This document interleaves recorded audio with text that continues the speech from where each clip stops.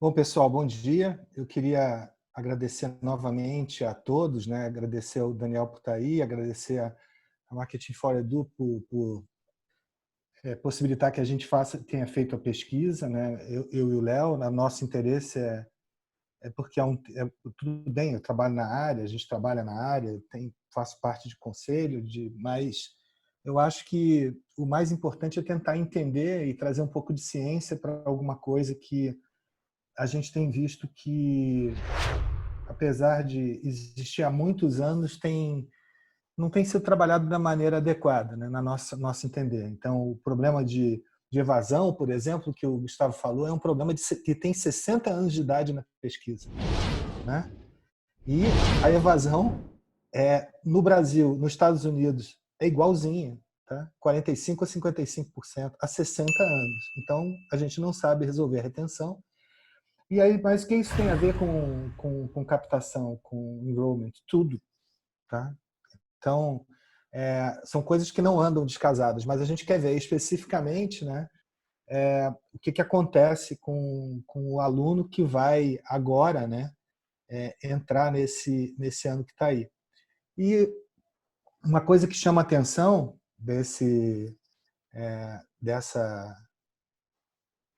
situação, comparando com outros países, é que o que no povo brasileiro é maioria, nos Estados Unidos é minoria, tá? É realmente minoria, é tratado como minoria. Aqui não, a maior parte do nosso povo tem determinada, como diz o IBGE, são pretos e pardos, tem uma determinada condição financeira, tá? E ela é uma realidade para a maior parte do ensino superior privado, que é quem, na verdade, está educando esse povo de menor renda. A minha tela está aí já, Gustavo? Só para confirmar. Já, pode Tá começar, bom. professor. Então, eu vou, para não complicar, vou passar aqui mesmo do jeito que está, não vou completar a tela inteira. Mas a gente fez uma pesquisa do impacto do Covid nas matrículas para 2020. Tá? Então, pesquisamos eu e o Leonardo, né, com o auxílio do Tiago, que é um doutorando, né, do Gustavo e do Tório, que são sócios da Market for Edu, mas também o Gustavo também é doutorando. Né? Eu vou passar aqui pela metodologia, está dando um delay aqui no meu computador, mas vamos lá.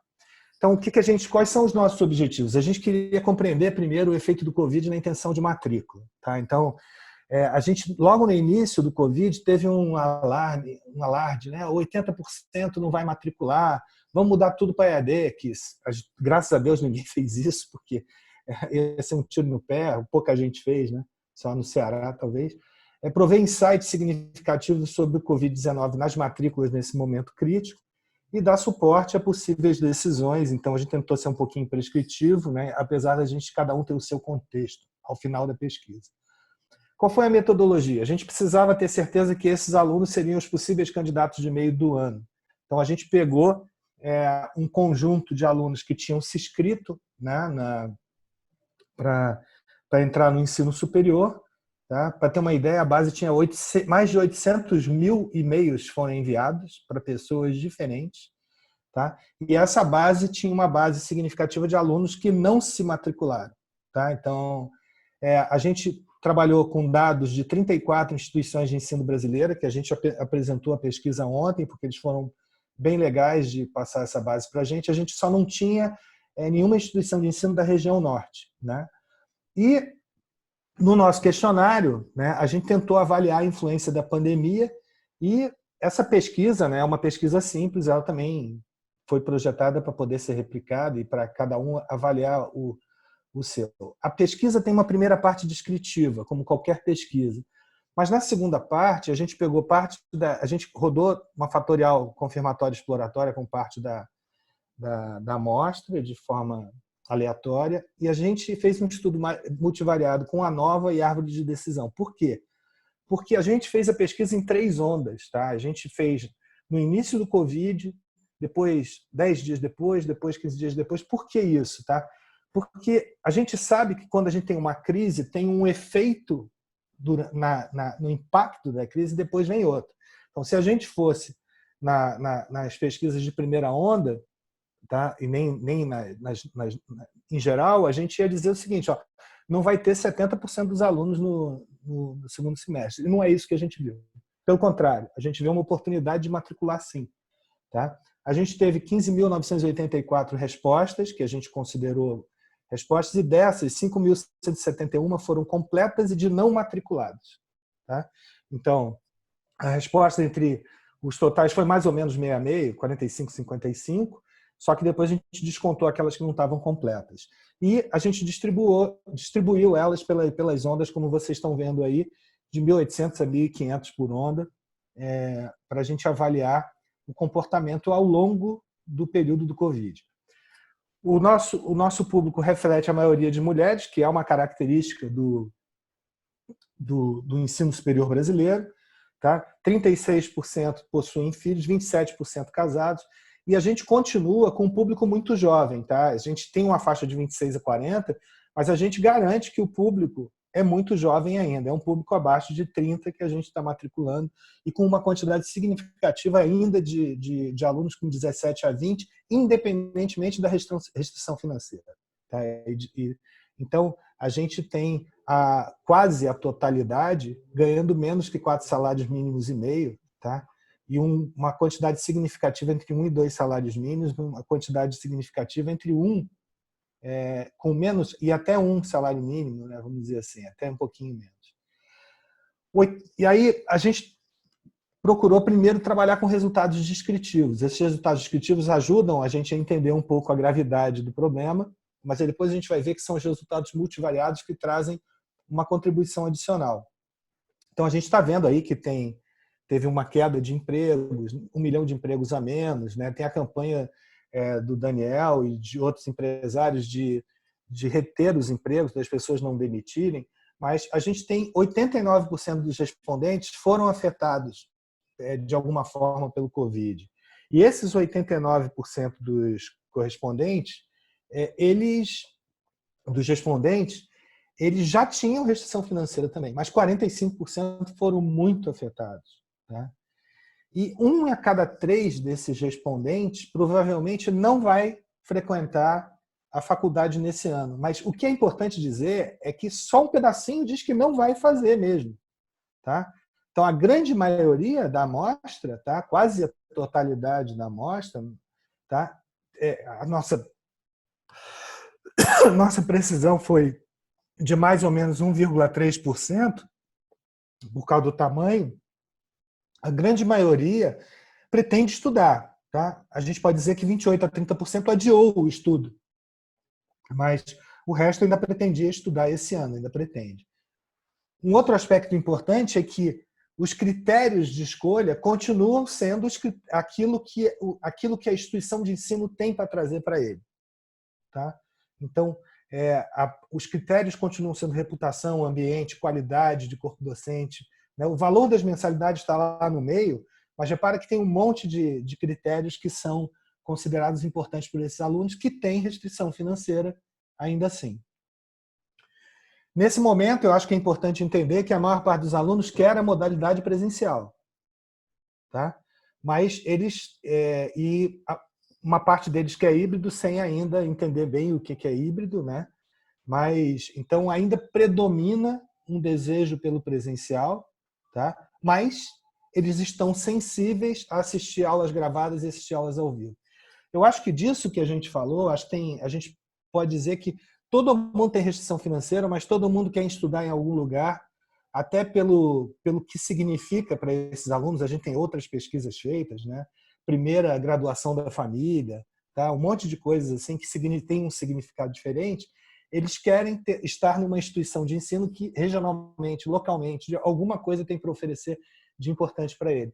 Eles não se importam em assistir com aula gravada, uma parte, e aula remota. Porém, né, a gente sabe que tem toda uma questão de quem vai entrar pela primeira vez numa instituição de ensino, do ambiente, do relacionamento, que a gente ainda não sabe fazer direito, né? Não sabe fazer direito nem no EAD e também não sabe fazer no remoto ainda como deveria. E esses alunos, eu acho que é importante que não é só uma restrição financeira, tem uma parte significativa, tá, que eles têm incerteza em relação ao futuro. Por acaso, isso bateu com uma pesquisa americana que não é igual, tá, da McKinsey e uma outra. Tá? Essa incerteza é em relação ao Covid mesmo. Tá? Então, tem aspectos que vem agora uma transição que a gente, tudo indica que a gente tem que considerar essa transição no que vai acontecer. Eu acho que o mais importante, até pelo perfil do aluno, né? Rádio, televisão e cursinho não é onde a gente vai buscar esse aluno. Né? E o site da instituição de ensino apareceu lá em cima. Isso também já tinha dado em país emergente, na Austrália, nos Estados Unidos. O site da instituição de ensino é aonde ele vai pesquisar. E no nosso entender, a maior parte dos sites das instituições de ensino, eles são estáticos, eles não são dinâmicos, eles não comunicam aquilo necessariamente que o aluno quer. Eles são muitos sites muito mais institucionais do que sites voltados para aquele que vai entrar no ensino superior. E tem que lembrar que a instituição brasileira é diferente, que lá fora as mensalidades, num país como os Estados Unidos, corresponde a 40% do orçamento da instituição. Aqui é 90 e tantos. Né? É uma lógica bem diferente. Né? Bom, esses são os resultados descritivos. Eu vou passar para os resultados multivariados. Eu acho que nos resultados multivariados a gente tem uma coisa muito interessante. Né? Eu acho que quando a gente pesquisou no início do Covid, a maior parte dos alunos não queria se matricular. A gente viu a perspectiva de até 3, de até 6 meses. A gente vê que a de até 6 meses ela predominou depois na árvore de decisão, ficou igual, mas praticamente entre 30% e 40% dos alunos queriam se matricular. E com o andar da pandemia, tá, 64% dos alunos passaram a querer se matricular. Então, o que a gente está dizendo é o seguinte, gente, segundo semestre sempre foi complicado, mas da amostra que a gente viu, 65% quer se matricular, ele já tinha restrição financeira e 40% agravou. Mas ele quer se matricular e o efeito caiu para metade. Quando o efeito caiu para metade, o efeito da instituição também subiu para o dobro, tá? Na nova que a gente fez. Tá? E a gente viu dois efeitos, tá? que são dois efeitos que a gente pode dizer que são psicológicos, né? Um efeito do impacto e um efeito do desconto hiperbólico. Tá? Quer comentar, Léo? Quero sim. Bom, legal, duas coisas. Primeiro, bom dia a todos. Eu agradecer ao Gustavo Autório. Daniel, um prazer estar com você aqui. Então, super obrigado pela sua colaboração. Eu queria comentar duas coisas, Serra. E agradecer ao Serra, lógico. É ótimo a gente fazer uma pesquisa com fundamentação científica e efeito prático. Então, assim, onde a gente fica feliz. Primeiro, assim, quando o Serra mostrou para vocês os critérios de escolha e falou que a gente rodou uma fatorial, exploratória e confirmatória, o que a gente fez? A gente viu como esses critérios de escolha se alinhavam. Então, existem critérios de escolhas que estão mais alinhados ao desempenho científico da instituição, critérios de escolha que estão mais alinhados a reputação da instituição, e a gente analisou a influência desses critérios ao longo das 3 ondas. Tá? Isso foi análise multivariada. E esses critérios, o efeito da IES, da instituição de ensino, cresceu ao longo do tempo. A outra coisa é o seguinte, vocês sabem que restrição financeira é uma realidade nas IES. É uma coisa com que vocês sempre trabalharam. E, num primeiro momento, teve esse impacto se diluiu. Aí a gente usou 2 óticas de análise. Uma, vindo do desconto hiperbólico, que é uma teoria da economia comportamental. E o que essa teoria diz? É que a gente tende a antecipar benefícios e querer os custos no futuro. Ou seja, a gente posterga regime, a gente posterga estudar, a gente posterga tudo. A gente prefere ganhar 100 hoje a 120 daqui a uma semana Mas quando a gente, ou daqui a um mês, mesmo sendo 20% de juros, a gente tem essa tendência, uma tendência natural do ser humano de antecipar o benefício, porque o futuro a gente não sabe. Mas quando a gente compara ganhar 100 daqui a um ano com 120 daqui a um ano e um mês, a gente prefere postergar mais um mês lá na frente e ganhar mais. Ou seja, a gente calcula intervalos de tempo iguais de maneira diferente. Tá?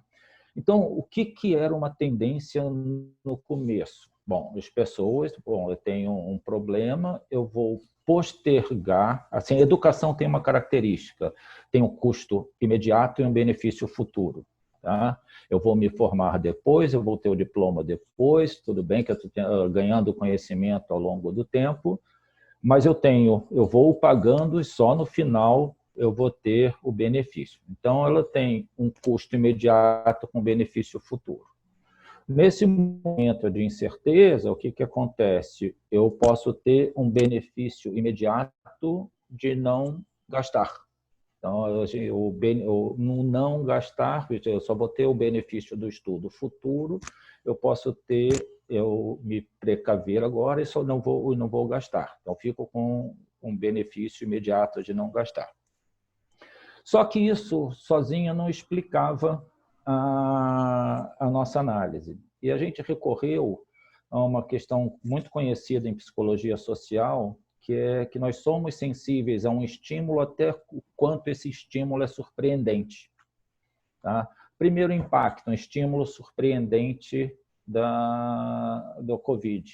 Né? É o mesmo impacto de uma propaganda nova, o mesmo impacto de um produto novo, o mesmo impacto do bombardeio em Londres, né? Da Blitz alemã em Londres, o mesmo impacto de guerras civis, etc. Que a gente vai vendo que aos poucos as pessoas vão se acostumando com a propaganda e não prestam atenção, aos poucos as pessoas vão se acostumando com o bombardeio e aquilo vira, assim, sem clichê, né, do novo normal, né? As pessoas voltam a sair, e aos poucos a gente via na Síria as pessoas andando no meio de bombas explodindo, e aos poucos a gente viu as pessoas circulando em São Paulo. Tá? O que acontece? No primeira onda, as pessoas estavam impactadas pela surpresa. O negócio piorou? Piorou. Mas as pessoas foram ganhando familiaridade com o estímulo. Um estímulo familiar é menos percebido. Então, o que a gente vê da primeira para a segunda e para a terceira onda é que, ainda que as pessoas continuem tendo restrições financeiras, que exista o Covid, que o número de mortes esteja aumentando, as pessoas já estão mais habituadas e estão pensando em voltar a estudar. Tá? Aquele estímulo negativo já não é tão surpreendente a ponto de fazer elas não olharem para o benefício futuro. Tá? Aí depois tem algumas estratégias que a gente pode comentar depois, participando até de um artigo alemão que a gente leu recentemente, mas a nossa ótica foi essa: um estímulo, a familiaridade com o estímulo da Covid está diminuindo aquela propensão a se precaver. Está diminuindo a opção pelo benefício imediato de não gastar dinheiro. A gente compara o não gastar com o benefício de ter dinheiro. Então, o que a gente descobriu, isso que a gente está descobrindo aqui não tem nada de assim, é fantástico para agora, mas isso tem um monte de situações que a gente avalia isso, inclusive em ensino superior, como o Léo falou, né, que, por exemplo, o pessoal da Holanda defendia que tinha que dar bolsa para os estudantes por causa da desigualdade. Tá? E aí, fazendo um estudo, né, de bolsa ou é claro que é um financiamento diferente, né? Postergação, financiamento sem juros, coisa e tal, que é uma outra realidade. Tá? Quando a gente vê a mesma lógica que a gente tem aqui, em outros estudos mostram claramente que o desconto agora não resolve o problema, por exemplo. É muito melhor adiar pagamento do que dar desconto, porque você não resolve o problema do cara. Tá? E dentro Então, da lógica, isso entra como você colocar na mesma unidade de tempo o custo e o benefício. Ou seja, as pessoas estão... O benefício de estudar está lá no final e o custo também está lá no final. então isso vale para a gente, vale para a Alemanha, vale para onde for. Tá? E é uma coisa clara. A partir daí, aqui a gente uniformizou a base também, a gente tem mais ou menos 1.000 alunos em cada onda, aleatoriamente, tá? Foi tudo feito com muito rigor. A gente fez várias redes, né? Várias árvores de decisão, né? E a de 3 e 6 meses ficaram muito parecidas. Então, a gente está dizendo o seguinte, ó, aqui a gente tem 2.500 alunos, tá? E que 65% pretendem se matricular esse ano, sim. Tá? Lembra que 3 e 6 meses, da época que a gente está falando, é a mesma coisa, tá? Basicamente. Então, você tem 65% dos alunos que estão pretensos a se matricular, que eu não sei se é muito diferente de anos anteriores, não, tá? E você tem 30% que adiam, também não disseram que não vão estudar, só disseram que adiaram. Então, gente, o que a gente está dizendo, tá, é que tem 90% da base que dá para trabalhar com ela. Agora, qual é a primeira coisa que chama atenção na árvore de decisão? Informação oficial. Esse aluno, apesar da restrição financeira, apesar de vir de um grupo social diferente, ele vai olhar para a instituição, ele vai olhar dados do MEC, vai olhar para o site. É o primeiro critério. E olhando para esse critério, você tem 4 grupos. O grupo que não busca, mas ele é muito sensível ao teu processo de matrícula, tá? E aí tem um tremendo desafio, porque a gente não sabe fazer matrícula do jeito que está hoje, tá? E a gente arrisca até a dizer que, pensando nesse grupo, a gente não faz matrícula do jeito que ele queria, tá? Que é um grupo muito que trabalha mídias sociais, a gente vai ver isso de não só daqui, de outras pesquisas que a gente fez e viu. Tem um grupo que busca pouco, que é um grupo muito grande, tá? E que esse grupo foi muito influenciado pelo Covid, e ele vai olhar para a reputação da instituição. Professor Serra, se o senhor colocar o mouse aqui em cima, acho que fica melhor para o pessoal entender então, o que o senhor está falando. O primeiro grupo... Nisso, só posso fazer uma pergunta? Você quer que eu explique em 30 segundos o que é? Eu sei que a gente já explicou o que é árvore de decisão, mas pode ter gente que nunca tenha visto. Fala aí, depois eu volto aqui. Então, a árvore de decisão é uma metodologia de análise de dados, com dados que são normalmente dados categóricos. E o princípio é o seguinte: a cada nível da árvore, a gente tem que estar ganhando informação. Tá? Ou seja, tem que ter... E a gente pode formatar isso, essa informação pode ser de forma automática. O que essa árvore está dizendo é o seguinte: o primeiro tipo de informação, a gente começa com 65 versus 35. Né? Qual é o próximo nível de análise mais importante? O próximo nível de análise mais importante que traz mais ganho de informação para o modelo, é informação oficial. Tá? Aí, se a gente vai para um lado de não busca, para quem não busca, você tem mais 2 níveis que trazem mais informação para o modelo. Se você vai para quem está o primeiro, satisfação com o processo de matrícula, impacto da renda familiar. Depois, se você vai para quem busca pouco, tem mais 2 níveis também, influência pelo Covid e reputação, mas a reputação só está ligada a quem tem alta influência no Covid. No quem busca mais, a gente também tem mais 2 níveis, influência financeira do Covid e as mídias. Em quem busca mais ainda, a gente também tem 2 níveis. Então, os níveis podem ser diferentes para nodes ou para grupos diferentes. Tá? Então, a básica da árvore de informação, da árvore de decisão, é o ganho de informação a partir dos resultados. Se existe uma fórmula matemática e tudo que não vem ao caso, mas é só para... Mas é um método usual de inteligência artificial de um monte de coisas que vocês vão passar a usar se já não estão usando. Tá? Então, e que pode ter respostas automáticas em sistemas que vocês compram ou alugam.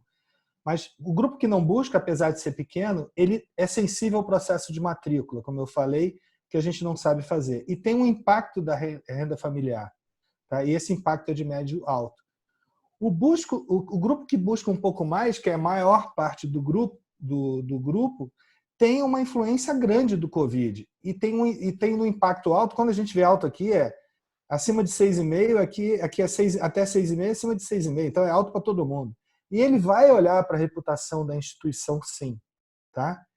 O grupo que busca um pouquinho mais, ele tem uma influência do Covid, porque ele teve perda de rendimento ou perda de emprego, e uma parte dele usa mídias tradicionais, mas é muito pequenininho. A gente está falando que 5% desse grupo todo aqui é que vai olhar para folheto, divulgação, cursinho, rádio e TV.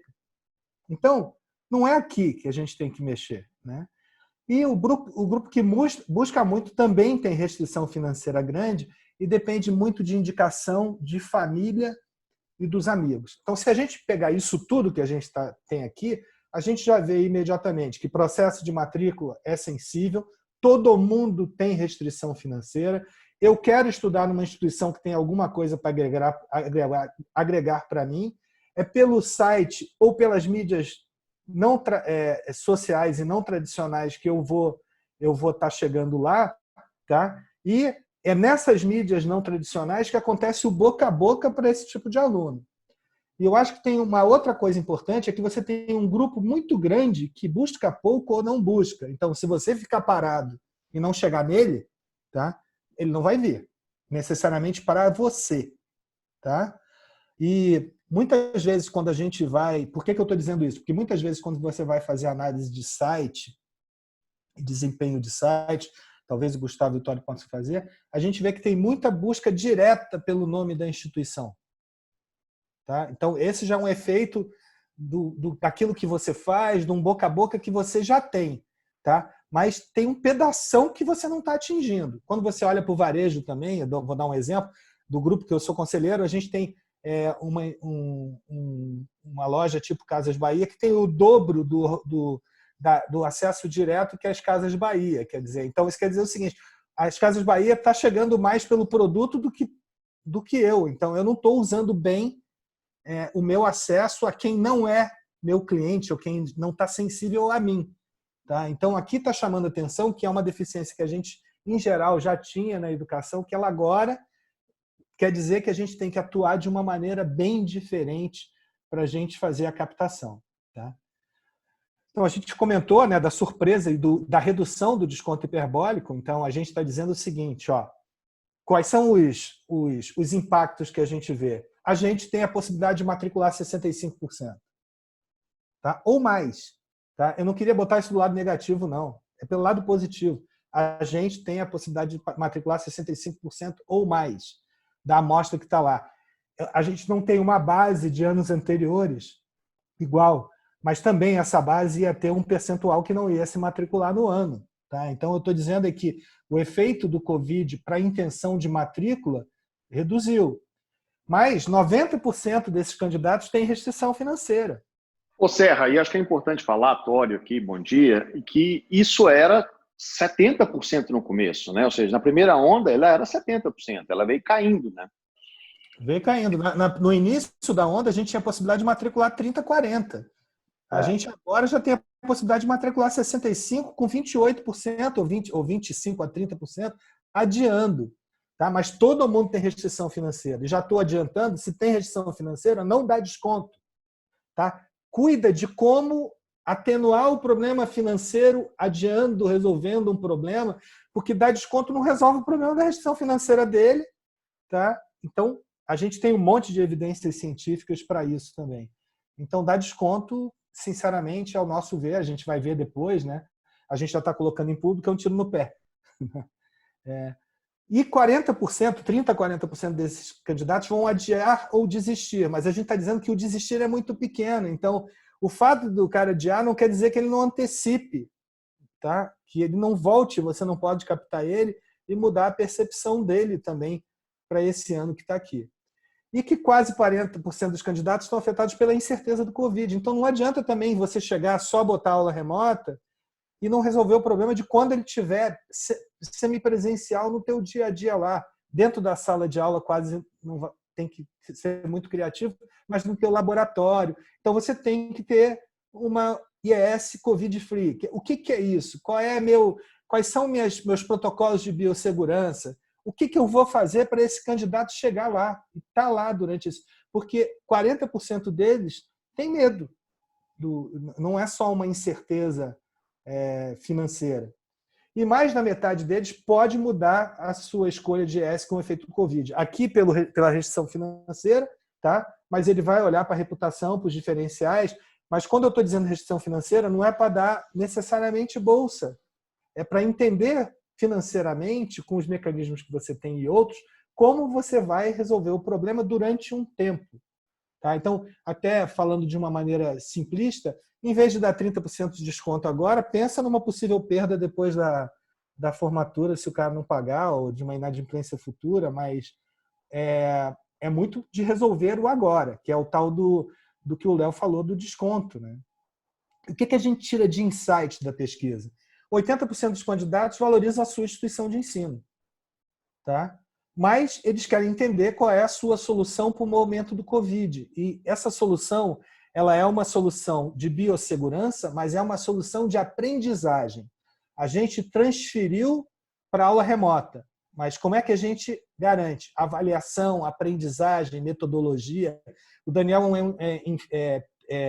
defende muito metodologias inovadoras, sempre há muito tempo, mas, por exemplo, a gente tem estudos que a gente tem multivariado com modelagem de equação estrutural, que é um outro método, e a gente mostra claramente que o efeito de uma sala de aula invertida na avaliação do professor e do curso, e do professor, sobretudo, é 2/3. Quer dizer, o método tem uma influência absurda no resultado ser institucionalizado e bem feito. Como é que você faz isso agora, numa solução de transição? Você treinou, quem fez, treinou e institucionalizou para uma solução presencial. A gente não sabe fazer isso no EAD. Outra coisa do momento Covid, a gente sabe que a relação social, a gente tem isso rodado também, tá? Ela é moderadora do desempenho. Ela não modera no EAD e ela modera no presencial. Isso quer dizer o seguinte, os alunos que ficam, o problema de retenção muda, porque eles passam a ter interação social e relação com a instituição de ensino. Se você não sabe fazer isso para o EAD, a gente já viu que não sabe, tá? Por fazendo estudos com amostras grandes em outros estudos, como é que você faz isso numa aula, mesmo que é uma condição presencial, entre aspas, uma aula remota, você tem interação, mas como é que você garante interação com 70 alunos? Como é que você garante participação? Como é que você garante isso tudo? Tá? Então, e tem estudos que mostram que essa interação de tutoria, de mentoria, de relação, é por WhatsApp, não é uma interação é de outra maneira. Então, a gente está... Professor Serra, professor, o Daniel quer falar alguma coisa, Daniel? Pode... Não, fica à vontade. E o valor das mensalidades é um efeito, mas isso não quer dizer que você tem que dar desconto, tá? É um critério.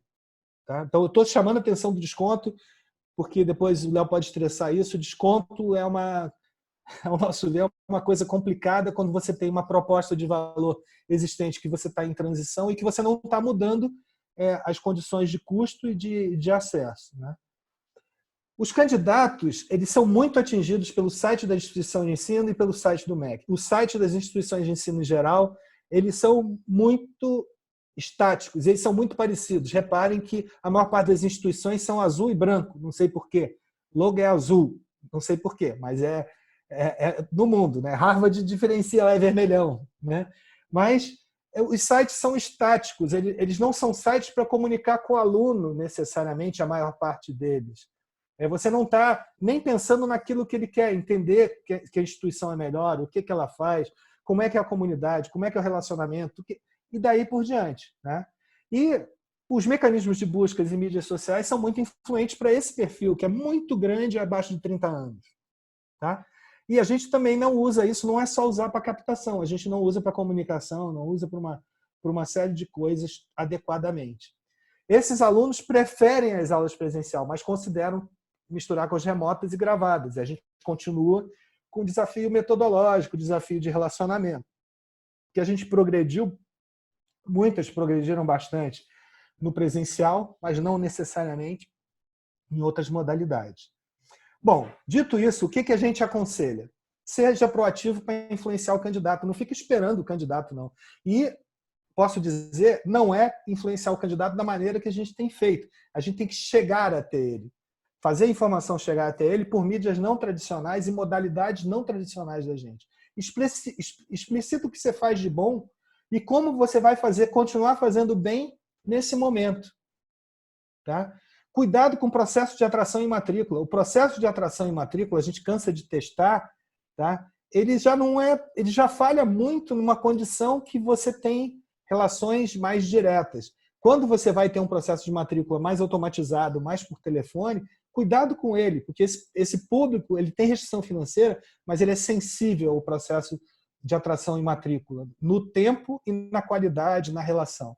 Informa o que é uma IES Covid-Free em biossegurança e garanta não só uma aula remota, mas flexibilidade acadêmica e aprendizagem. Entende que essa pessoa tem restrição de internet, tá? Então muita gente deu chip, coisa e tal, mas entende que tem um momento diferente na vida dessa pessoa e que você tem que garantir a aprendizagem. A gente garantiu a migração, mas a gente não garantiu a aprendizagem. E usa os mecanismos de suporte financeiro de maneira mais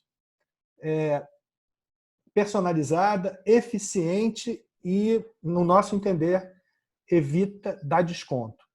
Léo, o que você quer complementar aí? Para a gente passar a discussão e ter um tempo bom com o Daniel? Não, beleza, a gente pode passar para o Daniel, porque eu já vi que tem uma pergunta sobre desconto. O que acontece? O desconto posterga o problema. Se for um desconto da mensalidade ao longo do curso inteiro, pode até funcionar. Mas quando a gente está analisando em unidades de tempo, as pessoas têm hoje uma incerteza, vão ter um benefício futuro, que é o estudo, e um custo anterior ao estudo. E isso pode gerar uma questão de desconto hiperbólico e de preferir não gastar agora. O desconto ameniza, mas não resolve. Tá? Então, nessa fase de incerteza, ou que, assim, aliás, esse estudo alemão estava dizendo, é que você colocar na mesma unidade de tempo o custo e o benefício deu mais resultados lá. Não era em relação ao Covid, mas era em relação a, inclusive, acho que é a evasão. Tá?